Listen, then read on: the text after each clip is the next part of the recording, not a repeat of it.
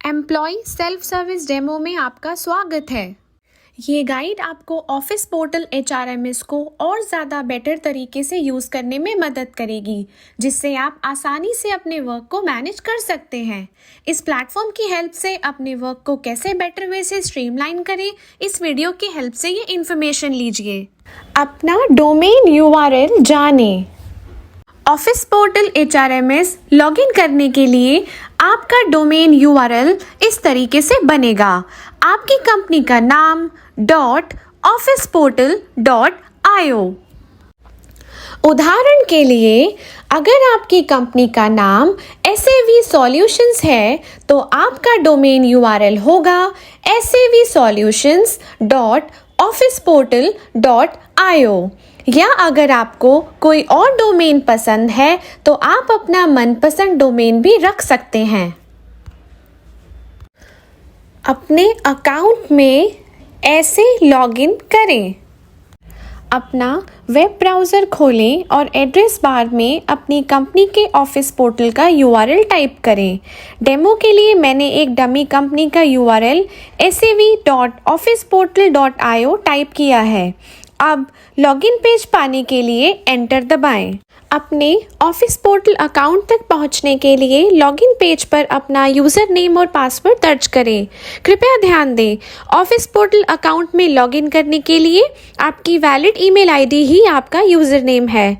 यहाँ मैं डेमो के लिए अपना डमी यूज़र नेम टाइप कर रही हूँ।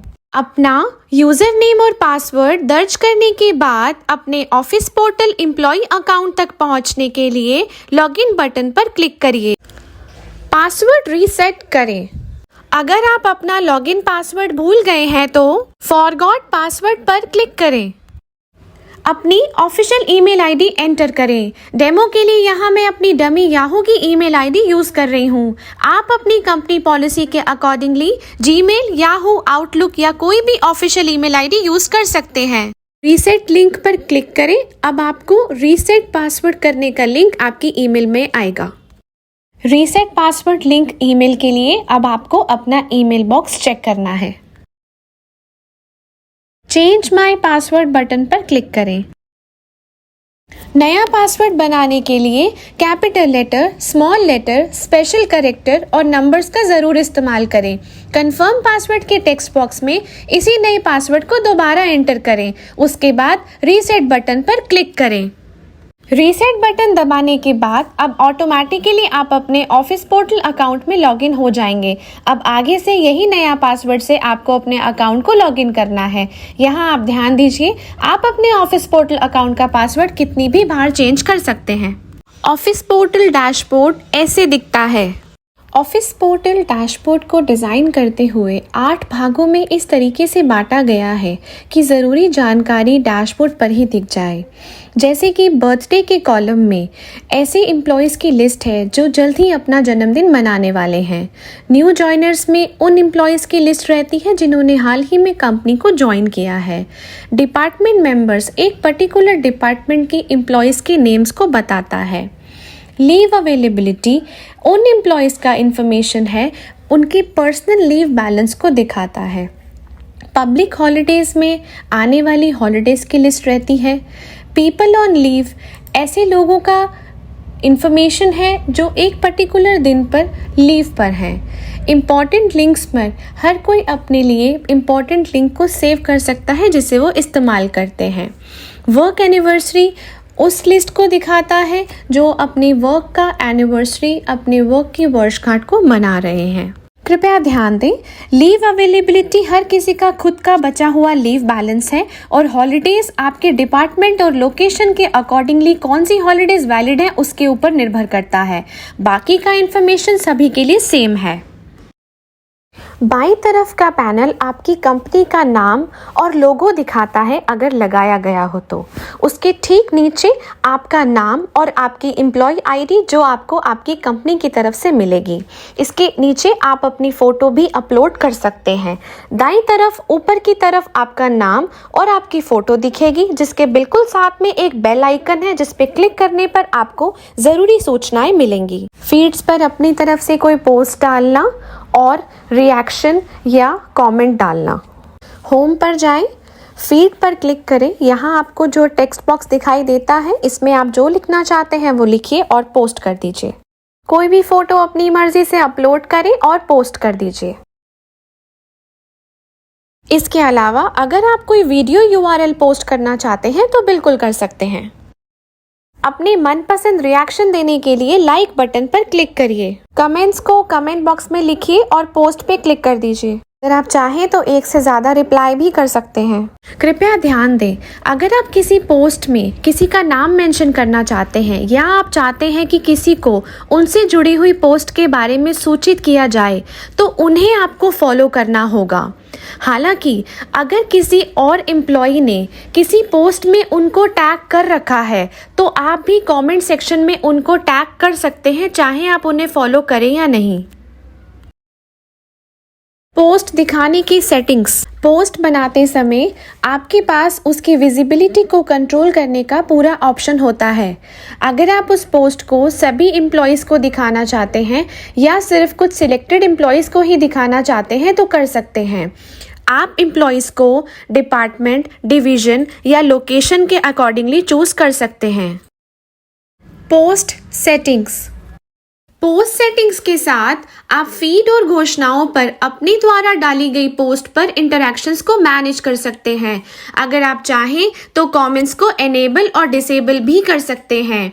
मॉडरेट पोस्ट सेटिंग के साथ आप ये इंश्योर करते हैं कि पोस्ट पर डलने वाले कमेंट्स रिव्यू और अप्रूव हो। अनाउंसमेंट यानी घोषणाएं। घोषणाएं बिल्कुल फीड की तरीके से ही काम करती हैं। इसमें भी पोस्ट डलता है, रिएक्शंस आते हैं और कमेंट भी कर सकते हैं। हालांकि घोषणाएं सिर्फ एडमिन, मैनेजर्स और डायरेक्टर्स ही बना सकते हैं। एम्प्लॉयज़ घोषणाएं देख सकते हैं, रिएक्ट कर सकते हैं, कमेंट भी कर सकते हैं, लेकिन घोषणाओं पर नया पोस्ट नहीं बना सकते। कर्मचारी अनुभाग। एम्प्लॉय सेक्शन में आप अपनी कंपनी के सभी एम्प्लॉयज़ की लिस्ट देख सकते हैं।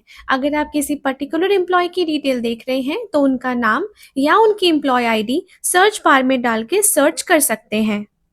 अगर आप अपने कोवर्कर के बारे में कुछ इन्फॉर्मेशन जानना चाहते हैं तो इनके प्रोफाइल पे क्लिक करिए। अब यहाँ आप जनरल या वर्क इन्फॉर्मेशन देख सकते हैं। एम्प्लॉय प्रोफाइल अपडेट करना। आप अपना एम्प्लॉय प्रोफाइल एडिट करना चाहते हैं तो एम्प्लॉय सेक्शन में जाइए, यहाँ अपना प्रोफाइल सिलेक्ट कीजिए और व्यू फुल डिटेल्स बटन पर क्लिक कीजिए। यहाँ आप अपनी प्राइमरी इंफॉर्मेशन जैसे कि first name, middle name, last name, nick name, blood group, date of birth, gender और मैरिटल स्टेटस एडिट कर सकते हैं। एम्प्लॉयज़ अपनी कंपनी से जुड़ी हुई कोई भी इंफॉर्मेशन जैसे कि employee ID, department, employee status, job title, role या वर्क लोकेशन, ऐसी इंफॉर्मेशन एडिट नहीं कर सकते हैं। आपकी ऑर्गेनाइजेशन ने आपसे कोई आईडी प्रूफ मांगा है तो वो आप ऐड कर सकते हैं, उसका नंबर भी लिख सकते हैं। अपनी कॉन्टैक्ट डिटेल्स एंटर कीजिए, अपना होम एड्रेस, आपकी सिटी, कंट्री, पोस्टल कोड और टाइम जोन ऐड कीजिए। अगर आपका होम एड्रेस और कम्युनिकेशन एड्रेस सेम है तो इस टॉगल को एनेबल कर लीजिए। अपना फ़ोन नंबर या घर का नंबर ऐड कीजिए। डिपेंडेंट डिटेल्स ऐड कर सकते हैं, नाम, रिलेशनशिप, जेंडर और डेट ऑफ बर्थ। अगर आपकी ऑर्गेनाइजेशन ने वीज़ा का डिटेल्स मांगा है तो वो भी डाल सकते हैं। सोशल मीडिया प्रोफाइल्स का डिटेल्स डाल सकते हैं, प्रोफाइल URL भी डाल सकते हैं। स्टार मार्क्ड फील्ड को भरना बेसिक इंफॉर्मेशन के लिए काफ़ी है। वर्क इन्फॉर्मेशन सेक्शन में एम्प्लॉय अपनी काम से जुड़ी हुई डिटेल्स देख सकते हैं, जैसे कि उनकी employment type, email ID, band, division, reporting manager और भी बहुत कुछ। इन डिटेल्स को एम्प्लॉयज़ केवल देख सकते हैं जबकि एडिट नहीं कर सकते हैं। एजुकेशन और एक्सपीरियंस सेक्शन में एम्प्लॉयज़ अपनी एजुकेशन की डिटेल्स डाल सकते हैं और अपने पुराने एक्सपीरियंस भी एक एक करके। इमरजेंसी कॉन्टैक्ट सेक्शन में एम्प्लॉय को अपने संबंध के साथ एक या अधिक रिश्तेदारों के फ़ोन नंबर को जोड़ना है। हालांकि कम से कम एक संपर्क को प्राइमरी मार्क किया जाना चाहिए। डॉक्यूमेंट सेक्शन ऑप्शन में एम्प्लॉयज़ अपनी एजुकेशन, एक्सपीरियंस और आइडेंटिटी प्रूफ के डॉक्यूमेंट्स को अपलोड कर सकते हैं। डॉक्यूमेंट्स को फाइल या फोल्डर के रूप में भी अपलोड किया जा सकता है। यहाँ एक बात ध्यान रखें, डॉक्यूमेंट्स अपलोड होने के बाद इन्हें केवल देखा जा सकता है या डाउनलोड किया जा सकता है, लेकिन ना तो इन्हें रिप्लेस कर सकते हैं ना ही इन्हें डिलीट कर सकते हैं। इसलिए अपलोड करने से पहले चेक कर लेना ज़रूरी है। कंपेंसेशन डिटेल सेक्शन में एम्प्लॉयज़ अपनी बैंक अकाउंट इन्फॉर्मेशन देख सकते हैं, लेकिन उसे एडिट नहीं कर सकते हैं। किसी भी डिटेल्स को एडिट करने के लिए एम्प्लॉयज़ अपने ऑर्गेनाइजेशन के एडमिन या फिर एचआर से कांटेक्ट करें। अगर आपकी कंपनी में employee provident fund, labour welfare fund, gratuity या अन्य कोई ऑप्शन एप्लीकेबल हैं तो वो आप यहाँ देख सकते हैं। अगर आपने अपनी कंपनी से कोई लोन लिया है तो उसकी डिटेल्स आप यहाँ देख सकते हैं। इनकम टैक्स के सेक्शन में एम्प्लॉयज़ अपनी आईटी डिटेल्स को डिक्लेयर कर सकते हैं और इन्वेस्टमेंट प्रूफ को अपलोड भी कर सकते हैं। एम्प्लॉयज़ बहुत आसानी से पुराने टैक्स ऑप्शंस या नए टैक्स ऑप्शंस को चूज कर सकते हैं। हालांकि आपकी कंपनी ने जो आपको लॉक इन पीरियड दिया है उससे पहले ही डिटेल्स डालना ज़रूरी है।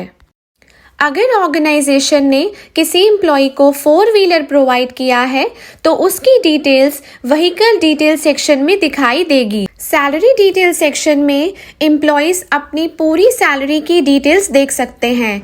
आपकी ऑर्गेनाइजेशन पॉलिसी के accordingly earning component, flexible benefits, FBP, pre tax और पोस्ट टैक्स डिडक्शंस को भी देख सकते हैं।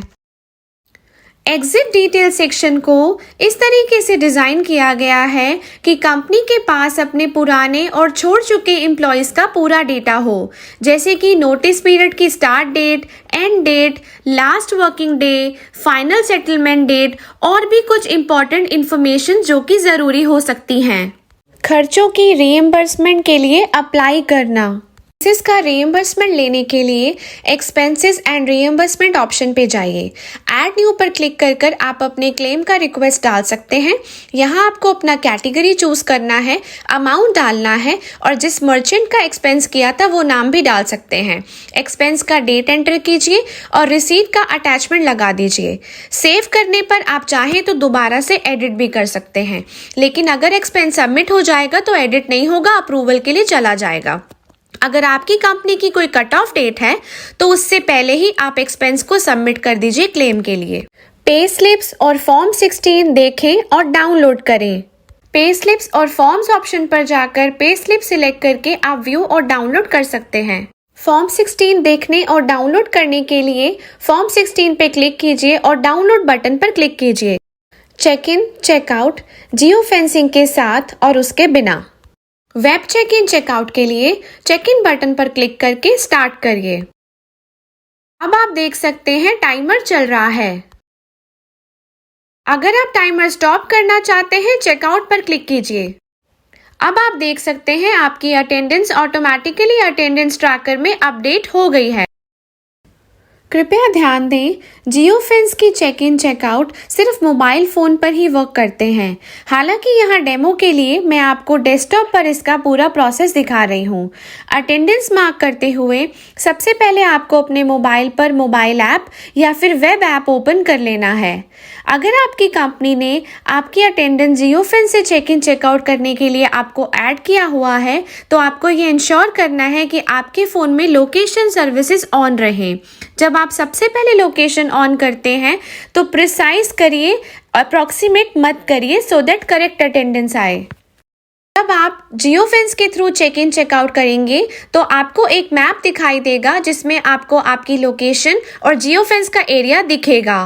आप चेक इन चेकआउट तभी कर पाएंगे जब आप फेंस में रहते हुए प्रोसीड बटन पर क्लिक करेंगे।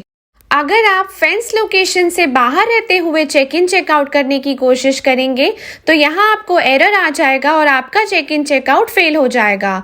सो आपको ये इंश्योर करना है कि आप फेंस एरिया में रह के ही चेक इन चेकआउट करें। अपनी अटेंडेंस चेक करें।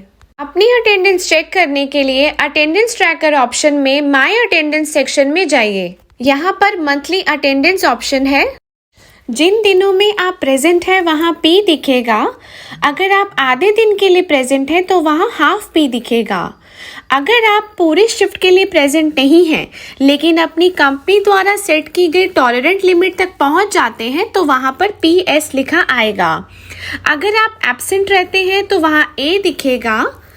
अगर आपने कोई अप्रूव्ड लीव लिया है तो वहाँ आपको उस लीव का कोड दिखेगा, जैसे कैजुअल लीव के लिए CL, सिक लीव के लिए SL, जनरल लीव के लिए GL।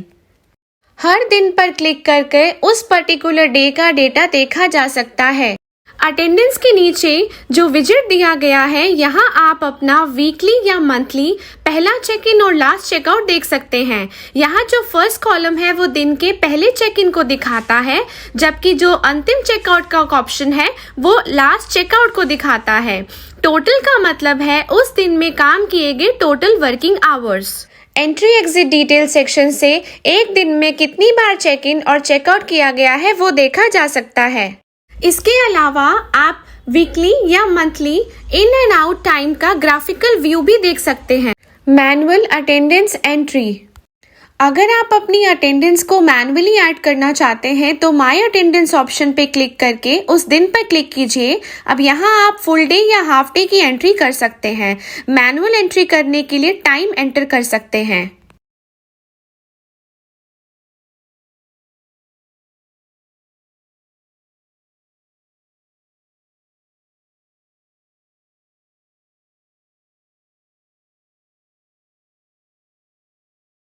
एक बार जब आप एंट्रीज कर देते हैं तो वो ड्राफ्ट मोड में सेव हो जाती है। अब अपनी रिक्वेस्ट को देखने के लिए शो पेंडिंग रिक्वेस्ट टॉगल पे क्लिक कीजिए। यहाँ आप अपनी एंट्रीज देख सकते हैं। अब यहाँ से आप सबमिट करके अप्रूवल के लिए भेज सकते हैं। मैनुअल एंट्रीज डालते समय हमेशा 24 आवर फॉर्मेट ही यूज करें।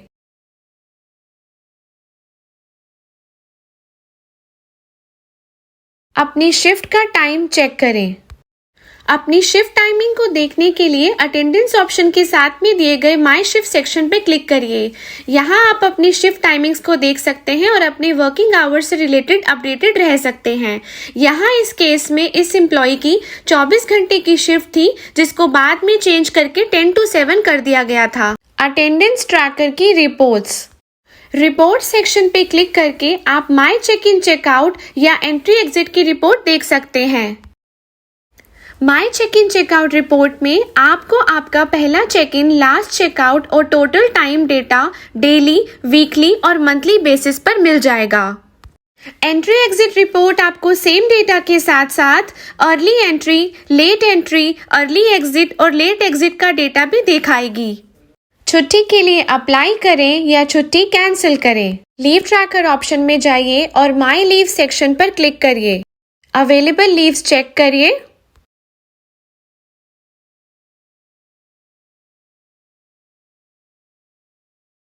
यहाँ आप ध्यान दीजिए, आपकी लीव अवेलेबिलिटी आपकी डेट ऑफ ज्वाइनिंग और कंपनी की पॉलिसी के ऊपर निर्भर करती है।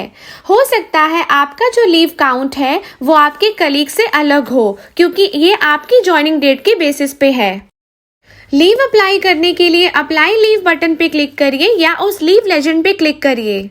अगर आप अप्लाई लीव बटन पे क्लिक करते हैं तो यहाँ आपको लीव टाइप सिलेक्ट करना चाहिए। लेकिन अगर आप लीव को एग्जैक्ट लीव लेजेंड से अप्लाई कर देते हैं तो कुछ और सिलेक्ट करने की जरूरत नहीं है, लीव ऑटोमेटिकली सिलेक्ट हो जाएगी। अब आप अपनी लीव की डेट एंटर करिए। यहाँ हम एक दिन की सिक लीव अप्लाई कर रहे हैं। आप चाहें तो लीव का रीजन लिखिए। अब यहाँ आपको सिलेक्ट करना है कि आपको लीव फुल डे का चाहिए या हाफ डे का चाहिए। हाफ डे की लीव के लिए आपको दिन का पहला हाफ या सेकेंड हाफ सिलेक्ट करना होता है, जो कि आपकी ऑर्गेनाइजेशन की लीव सेटिंग्स के ऊपर डिपेंड करता है। आप चाहें तो डॉक्यूमेंट्स भी अटैच कर सकते हैं। जब आप सबमिट बटन पे क्लिक करते हैं तो आपके मैनेजर को नोटिफिकेशन भी जाता है।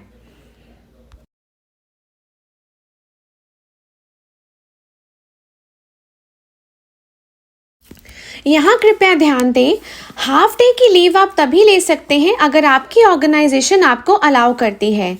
ऐसे ही अगर आपकी ऑर्गेनाइजेशन एक साथ कितने दिन की लीव अलाउ करती है, ये आपकी पॉलिसीज पे ही डिपेंड करता है।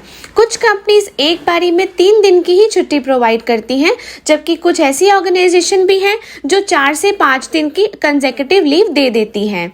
अगेन, ये आपकी कंपनी की पॉलिसी पे ही डिपेंड करेगा। हो सकता है आपकी कंपनी आपकी लीव्स खत्म होने के बाद या तो आपको लीव अलाउ ही ना करे, और अगर अलाउ करे तो नेगेटिव बैलेंस के साथ अलाउ करें।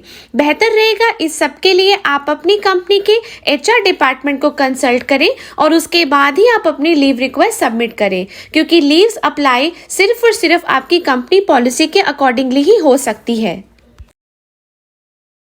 अगर आपकी लीव पेंडिंग पड़ी हुई है और आप उसे कैंसिल करना चाहते हैं तो लीव पे जाइए और कैंसिल लीव बटन पे क्लिक करिए। लेकिन अगर लीव अप्रूव हो चुकी है तो एम्प्लॉय लीव कैंसिल नहीं कर सकते हैं, सिर्फ मैनेजर या एडमिन ही कैंसिल कर सकते हैं। यहाँ आप ध्यान दीजिए, अगर आप कोई लीव अप्लाई या कैंसिल करना चाहते हैं तो ये ध्यान देना होगा कि उस मंथ का पे रन ना बना हो। अगर आपकी सैलरी कैलकुलेशन बन चुकी है तो ना तो आप लीव अप्लाई कर सकते हैं, ना ही आप उसे कैंसिल कर सकते हैं। हॉलीडेज चेक करिए। हॉलीडे सेक्शन में जाकर आप आने वाली हॉलीडेज या रिस्ट्रिक्टेड हॉलीडेज देख सकते हैं। अब दोनों में ये डिफरेंस है, जो रेगुलर हॉलीडे है उसके लिए आपको अप्लाई करने की ज़रूरत नहीं है, ये ऑटोमेटिकली आपके लिए उस दिन का ऑफ है। लेकिन रिस्ट्रिक्टेड हॉलीडे के लिए आपको अप्लाई करना होगा और ये डिपेंड करेगा कि आपके पास रिस्ट्रिक्टेड हॉलीडे का बैलेंस हो। लीव रोल ओवर के लिए अप्लाई करिए। लीव ऑप्शन में जाइए, रोल ओवर पे क्लिक करिए और अप्लाई बटन पे क्लिक करिए। लीव रोल ओवर आप तभी अप्लाई कर सकते हैं जब आपकी ऑर्गेनाइजेशन का लीव ईयर एंड हो रहा हो। यहाँ इस केस में लीव रोल ओवर की रिक्वेस्ट को दिसंबर टू मार्च में ही अप्लाई कर सकते हैं। करंट ईयर की एप्लीकेशंस दिसंबर से पहले नहीं की जा सकती, हालांकि एग्जैक्ट मंथ आपकी ऑर्गेनाइजेशन पॉलिसी के हिसाब से चेंज हो सकता है। यहाँ आप जैसे ही लीव टाइप सिलेक्ट कर लेते हैं, ऑटोमेटिकली आपका बचा हुआ लीव बैलेंस यहाँ डिस्प्ले हो जाएगा। एग्जाम्पल के लिए यहाँ इस एम्प्लॉय का कैजुअल लीव बैलेंस 1 है। अगर एक से ज़्यादा लीव बैलेंस है तो कैरी फॉरवर्ड या एनकैशमेंट के लिए अप्लाई किया जा सकता है। हर ऑर्गेनाइजेशन की पॉलिसीज अलग होती हैं, सो ये ज़रूरी है आप अपनी कंपनी की पॉलिसीज चेक कर लीजिए लीव रोल ओवर अप्लाई करने से पहले। कॉम्प ऑफ रिक्वेस्ट ऐसे सबमिट करें। कॉम्प ऑफ की रिक्वेस्ट आप तब कर सकते हैं जब आपने किसी वीकेंड या हॉलीडे पे काम किया हो या फिर आपने किसी नॉर्मल वर्किंग डे पर अपनी शिफ्ट से ज़्यादा घंटे काम किया हो। कॉम्प ऑफ रिक्वेस्ट करने के लिए कॉम्प ऑफ रिक्वेस्ट सेक्शन में जाइए, अप्लाई बटन पे क्लिक कीजिए। अब यहाँ वो डेट डालिए जब आपने वर्क किया है। सिस्टम आपको automatically actual working hours show यहाँ पर कर देगा। इस सिनेरियो में एम्प्लॉय ने 9 घंटे काम किया था। अब ड्यूरेशन सेक्शन में जाकर आप कॉम्प ऑफ की रिक्वेस्ट के लिए या तो फुल डे सिलेक्ट कर सकते हैं या सिर्फ कुछ आवर्स सिलेक्ट कर सकते हैं। अगर आप कुछ आवर्स सिलेक्ट करते हैं तो 24 आवर्स फॉर्मेट के हिसाब से आपको स्टार्ट और एंड टाइम मेंशन करना होगा। अगर आप चाहें तो कॉम्प ऑफ अप्लाई करने का रीजन मेंशन कर सकते हैं। आप यहाँ पर एक्सपायरी डेट भी चूज कर सकते हैं, नहीं तो उसे खाली छोड़ सकते हैं। अगर आप इसे खाली छोड़ते हैं तो ऑटोमेटिकली सिस्टम से लीव ईयर का लास्ट डे एक्सपायरी डेट बन जाएगा। जैसे ही आप सबमिट करते हैं, आपके रिपोर्टिंग मैनेजर को नोटिफिकेशन चला जाता है। अब यहाँ आप ध्यान रखिए, आपके मैनेजर के पास कॉम्प ऑफ एक्सपायरी को मॉडिफाई करने का पूरा राइट्स है। अगर आप कॉम्प ऑफ रिक्वेस्ट को कैंसिल करना चाहते हैं तो कैंसिल बटन पे क्लिक करिए और अब कंफर्म कीजिए। जैसे ही आपके मैनेजर आपकी कॉम्प ऑफ रिक्वेस्ट अप्रूव करेंगे, आपके approved hours comp off balance में ऑटोमेटिकली ऐड हो जाएंगे। कॉम्प ऑफ लीव ऐसे अप्लाई करें। कॉम्प ऑफ लीव अप्लाई करने के लिए माई लीव सेक्शन में जाइए और अपना कॉम्प ऑफ आवर्स का अवेलेबल बैलेंस चेक करिए। अप्लाई बटन पे क्लिक करके लीव टाइप में कॉम्प ऑफ सिलेक्ट करिए। अगर आप चाहें तो directly comp off leave section में जाकर भी अप्लाई कर सकते हैं। कंपेंसेटेड वेज सेक्शन में आपको आपकी वर्क डेट और एग्जैक्ट कॉम्प ऑफ आवर्स दिखेंगे जो आपके मैनेजर ने अप्रूव किए हैं। अब यहाँ आप डेट सिलेक्ट कीजिए जिसके साथ आप कंपेंसेट करना चाहते हैं। कोई डेट इस्तेमाल नहीं करना चाहते तो हटा दीजिए। अब आपको डेट सिलेक्ट करनी है जब आप कॉम्प ऑफ अप्लाई कर रहे हैं। स्टार्ट डेट और एंड डेट डालिए। अब यहाँ आपको ये सिलेक्ट करना है कि आप पूरे दिन की लीव के लिए अप्लाई कर रहे हैं या सिर्फ दिन के किसी हिस्से के लिए। अगर आपको थोड़ी सी देर का लीव चाहिए तो आपको यहाँ पे स्टार्ट टाइम और एंड टाइम डालना होगा।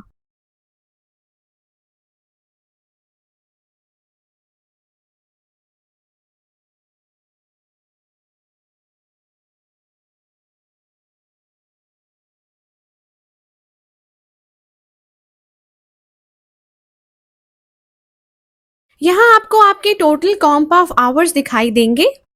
यहाँ अगर आप चाहें तो कॉम्प ऑफ लीव का रीजन भी डाल सकते हैं। अब आखिर में अपनी कॉम्प ऑफ लीव रिक्वेस्ट भेजने के लिए सबमिट बटन पर क्लिक करिए। आपकी रिक्वेस्ट अब पेंडिंग फॉर अप्रूवल शो करेगी। जैसे ही आपके मैनेजर आपकी रिक्वेस्ट अप्रूव करेंगे, आपके ये घंटे टोटल कॉम्प ऑफ बैलेंस में से कट जाएंगे। एग्जाम्पल के लिए अगर किसी एम्प्लॉय के पास कॉम्प ऑफ बैलेंस 18 घंटे 32 मिनट का है और वो 2 घंटे इस्तेमाल करते हैं तो बैलेंस होगा 16 घंटे 32 मिनट।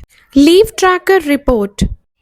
लीव ट्रैकर रिपोर्ट के लिए रिपोर्ट सेक्शन में जाइए। यहाँ पर आपको आपका पूरा लीव समरी दिखाई देगा जो कि आपको पूरा ओवरव्यू देता है लीव बैलेंस का लीव टाइप के साथ साथ।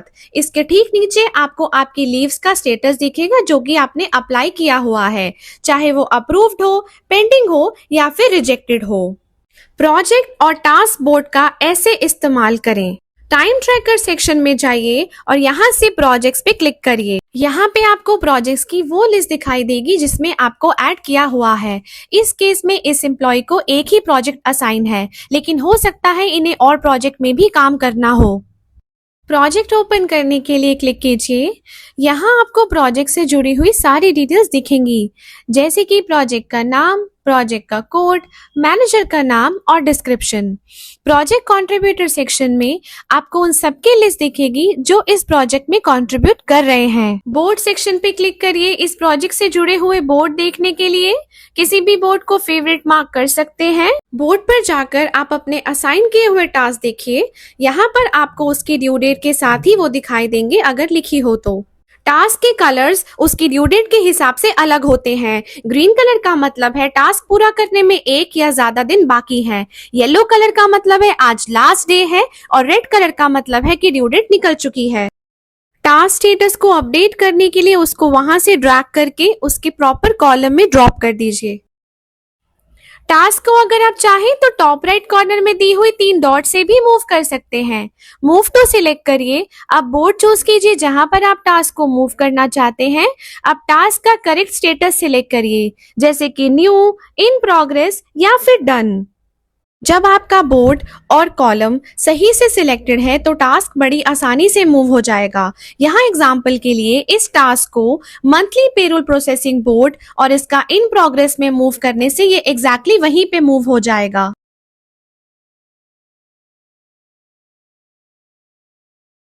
अगर आपको याद हो तो ये टास्क पहले पेरोल बोर्ड में था।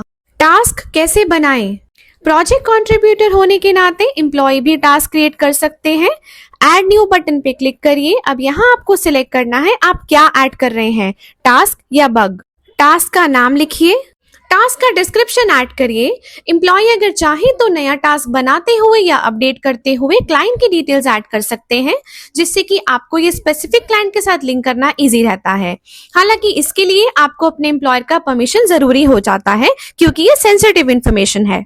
अगर आप किसी टास्क में कोई सपोर्टिंग डॉक्यूमेंट लगाना चाहते हैं तो अटैचमेंट बटन पर क्लिक करिए और प्लस आइकन पे जाकर अटैचमेंट ऐड कर दीजिए। प्रोजेक्ट कंट्रीब्यूटर की लिस्ट में से जिस भी मेंबर्स को टास्क असाइन करना चाहते हैं असाइन टू कर सकते हैं। अगर चाहे तो टास्क में लेबल ऐड करें, प्रायोरिटी भी ऐड कर सकते हैं, चाहे तो ड्यू डेट भी दे सकते हैं। टास्क का स्टेटस सिलेक्ट करिए। कोई भी न्यू टास्क अगर क्रिएट किया गया है तो डिफॉल्ट रूप से वो आपको न्यू स्टेटस में दिखाई देगा। आप टास्क स्क्रीन के अंदर जाके वर्क आइटम टाइप को ऐड कर सकते हैं कि टास्क है या बग है। आप सेव बटन पे क्लिक करके टास्क को सेव कर सकते हैं। आप एक्टिविटीज एरिया के अंदर जाके टास्क की सारी एक्टिविटीज व्यू कर सकते हैं। टाइम शीट सेक्शन टास्क के अंदर आपको उस पर्टिकुलर टास्क की सारी एंट्रीज दिखाता है। यहाँ आप न्यू एंट्री डायरेक्टली भी कर सकते हैं, ड्राफ्ट एंट्रीज को एडिट भी किया जा सकता है। आप चाहे तो टास्क मेंबर्स के साथ चैट भी कर सकते हैं मेंशंस यूज करके। जब आप उनका नेम मेंशन करते हैं इस सिंबल के साथ तो उनके पास एक नोटिफिकेशन जाता है जिसको देखते हुए वो आपको रिप्लाई कर सकते हैं। अगर आप उनके रिप्लाईज पर रिएक्शन देना चाहते हैं तो लाइक बटन प्रेस करके आप रिएक्शन भी दे सकते हैं। सब टास्क कैसे बनाएं? सब टास्क पे क्लिक करिए, ऐड लिंक बटन दबाइए। यहाँ आपको 2 ऑप्शंस दिखेंगे, एग्जिस्टिंग आइटम और न्यू आइटम। एग्जिस्टिंग आइटम पे क्लिक करिए अगर आप पहले से एडेड टास्क को सब टास्क बनाना चाहते हैं। न्यू आइटम पे क्लिक करिए अगर आप बिल्कुल नए तरीके से नया टास्क सब टास्क बनाना चाहते हैं। अगर आप एग्जिस्टिंग आइटम चूज करते हैं तो डिसाइड कीजिए टास्क कैसे रिलेट होने चाहिए। अगर आप एग्जिस्टिंग टास्क के अंडर मेन टास्क को सब टास्क बनाना चाहते हैं तो पेरेंट सिलेक्ट कीजिए, और अगर आप एग्जिस्टिंग टास्क को मेन टास्क के अंडर सब टास्क बनाना चाहते हैं तो चाइल्ड सिलेक्ट कीजिए। एग्जाम्पल के लिए अगर आप डेटा कलेक्शन और वैलिडेशन को चाइल्ड सिलेक्ट करते हैं तो कॉम्प ऑफर लीव मैनेजमेंट पेरेंट बन जाएगा, जबकि डेटा कलेक्शन और वैलिडेशन सब टास्क चाइल्ड रहेगा। इसी तरीके से अगर आप डेटा कलेक्शन एंड वैलिडेशन को पेरेंट सिलेक्ट करते हैं तो कॉम्प ऑफर लीव मैनेजमेंट सब टास्क बन जाएगा। अगर आप बिल्कुल नया सब टास्क बनाना चाहते हैं तो न्यू आइटम पे क्लिक करिए और न्यू टास्क को एज चाइल्ड ऐड करिए। सब टास्क को मेन टास्क से ऐड करने के लिए सबसे पहले सब टास्क की डिटेल्स ऐड करिए और सेव बटन पे प्रेस करिए, जिससे कि वो मेन टास्क से लिंक हो जाए। सब टास्क को मेन टास्क से हटाने के लिए राइट साइड पे दी हुई 3 डॉट्स के ऊपर क्लिक करिए। अब अनलिंक चाइल्ड बटन दबाइए और कंफर्म करिए। टास्क बोर्ड पे जो मेन टास्क है वो ब्लू कलर में दिखाई देगा और सब टास्क ग्रे कलर में दिखाई देगा। जब सब टास्क के ऊपर आप होवर करेंगे तो आपको मेन टास्क दिखेगा और मेन टास्क ये दिखाता है उसके साथ कितने सब टास्क लिंक हैं। यहाँ जैसा कि आप देख रहे हैं 2 सब टास्क लिंक हैं, लेकिन दोनों ही कंप्लीटेड नहीं है, इसलिए 0 आउट ऑफ 2 दिख रहा है। अगर दोनों सब टास्क में से कोई एक भी कंप्लीट होता है तो ये आपको 1 ऑफ 2 दिखाएगा। इस तरीके से सभी सब टास्क का स्टेटस दिखाई देता है मेन टास्क में। मेरी task screen my task section दिखाएगा आपको कौन से टास्क असाइन किए गए हैं। यहाँ आप हर टास्क के सामने देख सकते हैं start and stop timer. Start और स्टॉप टाइमर ऑटोमेटिकली आपके हर टास्क पे लगाए हुए टाइम को कैलकुलेट करता है। किसी भी टास्क पर लगाए हुए टाइम को ट्रैक करने के लिए स्टार्ट टाइमर आइकन पर क्लिक करिए और टास्क को स्टार्ट करिए। जैसे ही आप टास्क पूरा कर लेते हैं स्टॉप टाइमर पे क्लिक कर दीजिए। यहाँ कृपया ध्यान दीजिए, एक टाइम पर सिर्फ एक टास्क टाइमर ही एक्टिव रह सकता है। अगर आप नया टास्क टाइमर स्टार्ट कर देते हैं तो पहले वाला ऑटोमेटिकली रुक जाएगा। टाइम शीट कैसे भरें और कैसे सबमिट करें। टाइम शीट्स का इस्तेमाल हर एम्प्लॉय ने किस टास्क पे कितना टाइम स्पेंड किया है उसकी कैलकुलेशन के लिए होता है। इसकी एंट्रीज 2 तरीके से की जा सकती हैं, एक तो मैनुअल एंट्री की जाती है और दूसरा टाइमर बटन के थ्रू एंट्री की जाती है। टाइम शीट फिल करने के लिए टाइम ट्रैकर सेक्शन में जाइए, यहाँ माय टाइम शीट बटन पर क्लिक करिए। अब टॉप राइट कॉर्नर में दिया हुआ प्लस आइकन दबाइए। इसके बाद अपना प्रोजेक्ट सिलेक्ट करिए और आपने जिस प्रोजेक्ट पर और टास्क पर काम किया है उसको फिल अप करिए और उसको सबमिट करिए। आपने टास्क पर कितना टाइम स्पेंड किया है इसे मैनुअली एंटर कर दीजिए, नहीं तो ये ऑटोमेटिकली भी कैलकुलेट हो जाता है अगर आप माय टास्क स्क्रीन पे दिया हुआ स्टार्ट और स्टॉप ऑप्शन टाइमर वाला यूज करते हैं। टास्क ड्यूरेशन ऐड करने के लिए आप अपने स्पेंड किए टाइम को कई तरीके से ऐड कर सकते हैं। 1H टाइप करिए और एंटर की दबाइए, ये ऑटोमेटिकली 1 आवर में कन्वर्ट हो जाएगा। 50 मिनट्स एंटर करने के लिए 50M प्रेस करिए। कंबाइंड फॉर्मेट भी यूज कर सकते हैं जैसे कि 1H 50M, जिससे कि 1 आवर 50 मिनट्स हो जाएगा। डेसिमल भी इस्तेमाल कर सकते हैं, करिए 1.5, इससे हो जाएगा 1 आवर 30 मिनट। अगर आप पूरा नंबर लिखते हैं जैसे कि 200 तो ये ऑटोमेटिकली कन्वर्ट हो जाएगा 200 सेकेंड्स में, जिसका मतलब है 3 मिनट्स 20 सेकेंड्स। इसी तरीके से आप अपना कोई भी कन्वीनियंट ऑप्शन चूज करके टाइम शीट को फिल अप कर सकते हैं। एक बार हो जाने के बाद आप डिस्क्रिप्शन भी ऐड कर सकते हैं। एंट्री ऐड करने के लिए ऐड प्रेस करिए, सेव करने के लिए सेव बटन प्रेस करिए। किसी भी एंट्री को डिलीट करने के लिए रेड माइनस बटन पर क्लिक करिए और कंफर्म करिए डिलीशन के लिए। एक दिन में सेम टास्क की मल्टीपल एंट्रीज भी कर सकते हैं। ऐड एंट्री बटन पर क्लिक करिए और ड्यूरेशन ऐड करके एंट्री कर दीजिए। अगर डिस्क्रिप्शन ऑप्शन को एनेबल किया हुआ है तो डिटेल्स भी ऐड कर सकते हैं।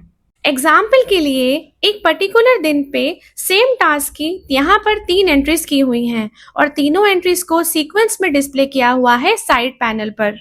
हफ्ते के हर वर्किंग डे के लिए टाइम शीट को भरें।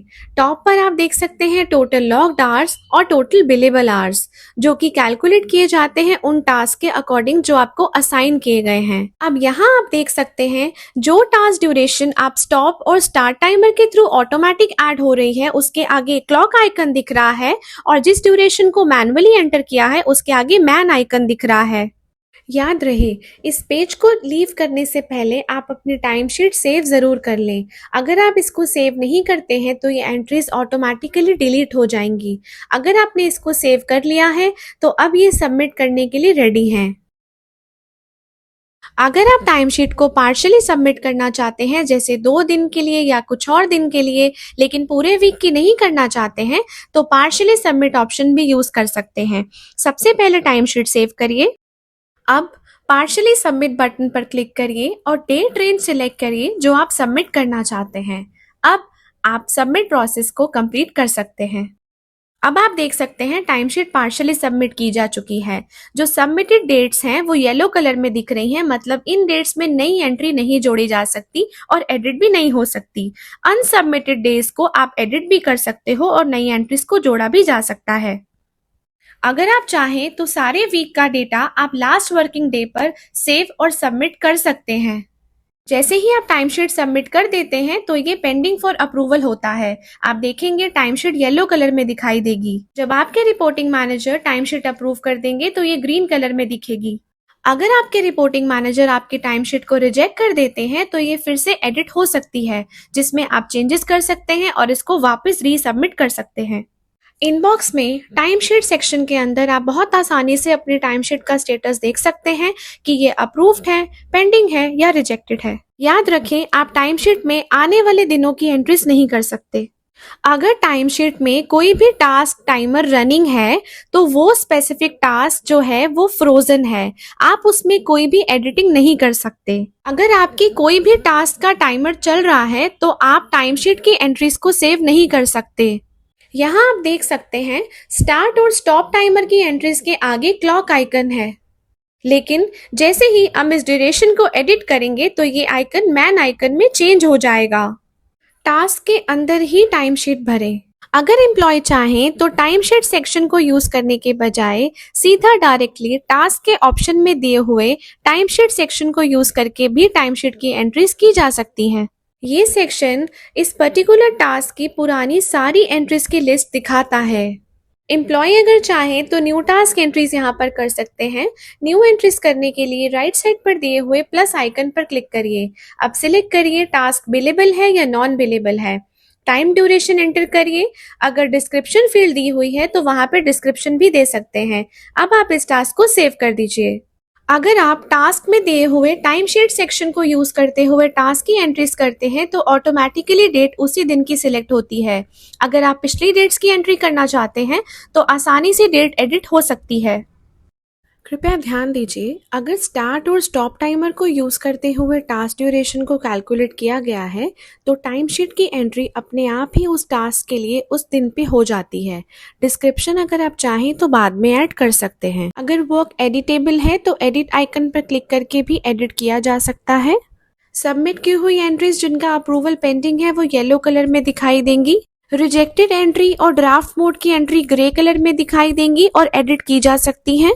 पहले से ही सबमिटेड टाइमशीट में अगर न्यू एंट्री करते हैं तो बार रेड कलर का हो जाएगा। कृपया ध्यान दीजिए, अगर आप अपनी टाइमशीट को पहले से ही सबमिट कर चुके हैं और उन्हीं डेट्स की न्यू एंट्रीज करना चाहते हैं तो आपको पहले उस टाइमशीट को अपने एम्प्लॉयर से रिजेक्ट या रिवोक कराना होगा, तो ही न्यू एंट्रीज की जा सकती हैं।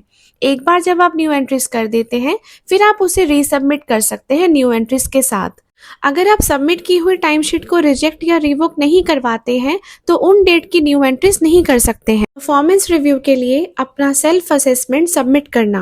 परफॉर्मेंस मैनेजमेंट सेक्शन में जाइए, माय परफॉर्मेंस पे जाइए, क्लिक करना है अब आपको टॉप में दिए ऑप्शन करंट रिव्यू साइकिल पर। यहाँ एक स्क्रीन ओपन होगा जिसमें 3 टैब्स हैं, गोल्स, मेमो और असेसमेंट। असेसमेंट ऑप्शन पर क्लिक करिए।